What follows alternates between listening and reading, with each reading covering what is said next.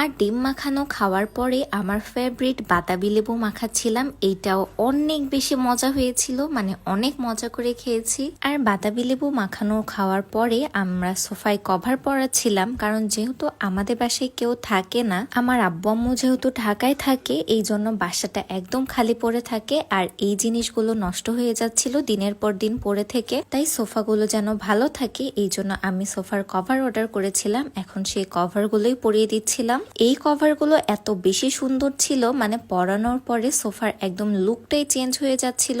আপনারাও কিন্তু চাইলে আপনাদের ফার্নিচারের জন্য এরকম কভার অর্ডার করতে পারেন। আর এই কভারগুলো লাগালে না অটোমেটিক সৌন্দর্য একদম ডাবল হয়ে যায়। কভার দেওয়ার জন্য সোফাটাও এখন ভালো থাকবে আর দেখতেও সুন্দর লাগবে। আমি এই সোফার কভারগুলো নিয়েছি পাশে যে পেজটা দেখতে পাচ্ছেন এখান থেকে।